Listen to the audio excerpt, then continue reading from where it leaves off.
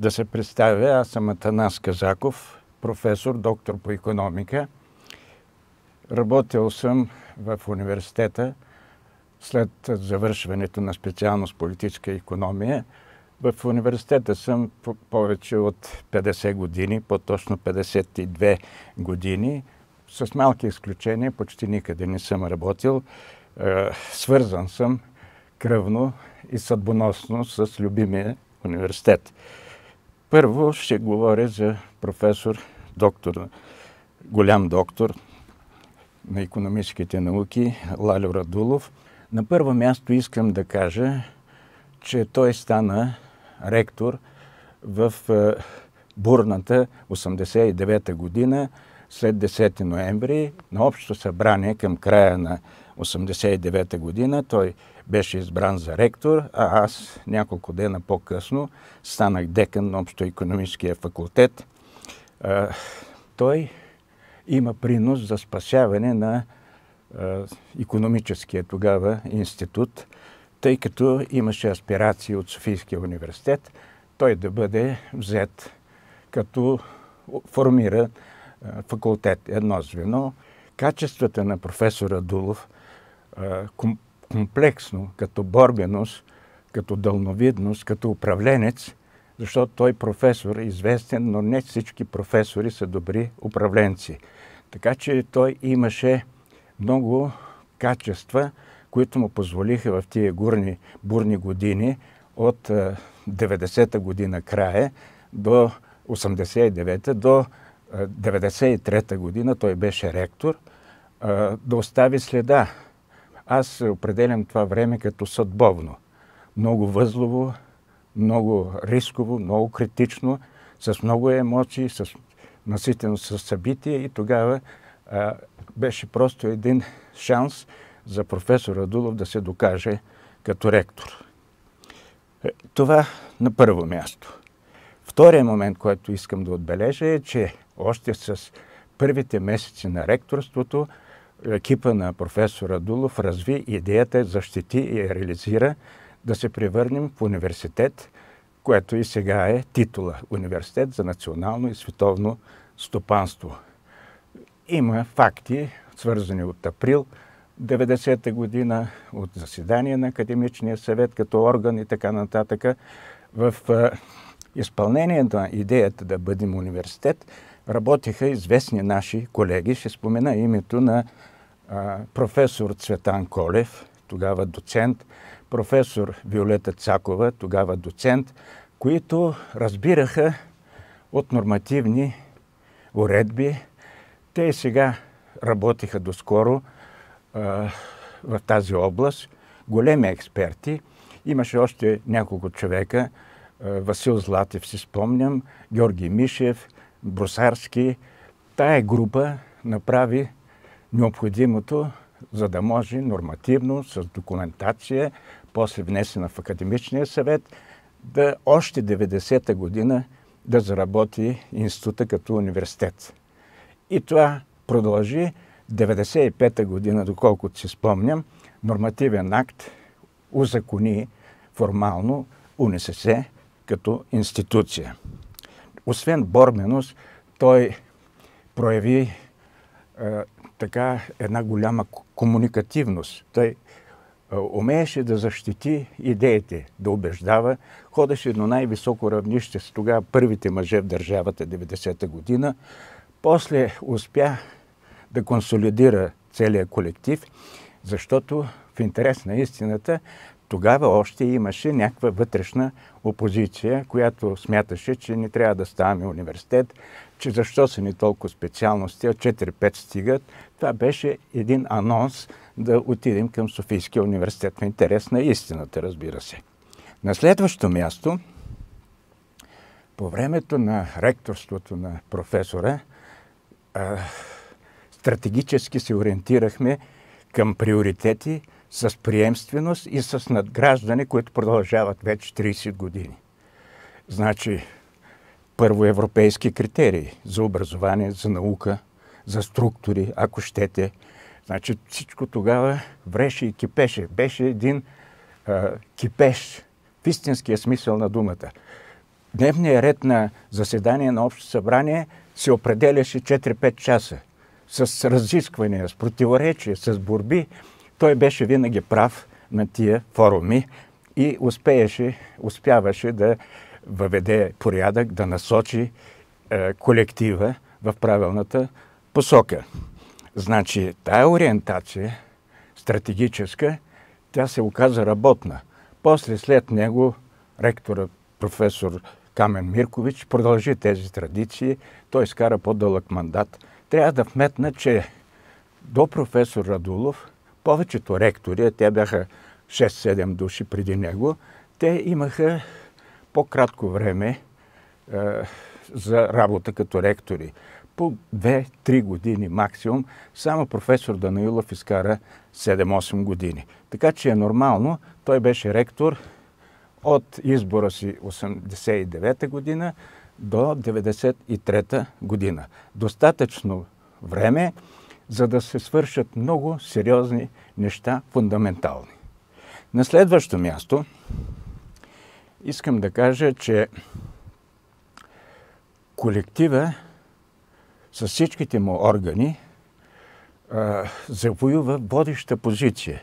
Значи, нашия университет по всеобщо признание беше пример за подражание. Даже и от Софийския университет. Те закъсняха с тия реформи, които нашия университет направи. С тия преобразования. В това число и нашите братски катедри, Свещовската академия, Варненския на времето, Винс и прочие. Ние бяхме първи. Те се учиха от нас. И това беше много важно от гледна точка на реалните преобразования. Защото като се почне от политическа икономия, тя се смени името не просто като фасада да бъде икономикс, а това бяха за една година няколко програми се разработиха и се промениха, докато се отиде до микро-макро икономикс. След това всички останали катедри. Нашия факултет беше много голям. При нас бяха и счетоводство, и финанси, и други катедри. Голям екип, голям колектив и всички трябваше да се преобразуват. С нов интелектуален багаж, с нови програмни документи, с нови учебници, ако искате. Всичко беше тогава променено и то дългосрочно. Имам впечатление, защото тогава аз бях и декан на Общоикономическия факултет. На следващо място искам да отбележа един голям факт, че пред тия години, 90-та, 93-та, 4-та и до 5-та година, общо взето, покрай вузовската автономия се създаде един режим на спокойствие. Без катаклизми, без протуберанси, без политическо боричкане. Всичко това беше, така да се каже, зад кадър и успешно, защото примерно 1991 година се създаде катедра интелектуална собственост. Много важна и възлова катедра. После се създаде катедра политология. По негово време бившата катедра марксизъм-ленинизъм, която беше чисто идеологическо формирование, с 3 секции – философия, но марксическа, история на БКП и, сами разбирате, и всичко това трябваше да отиде на нов режим. Заслугата на професор Радулов е, че спаси кадровия състав от гонения, от упреци, от преследвания, ако щете. Историците станаха стопански историци, философите останаха философи, но от друга парадигма. И така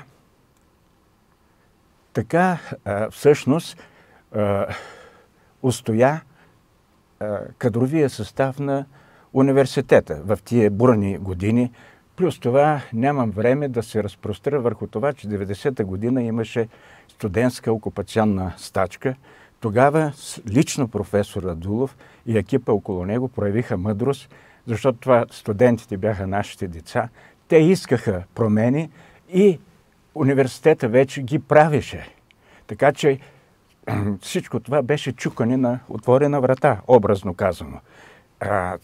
Основните им искания се изпълниха И аз казах, че професора беше комуникативен тип.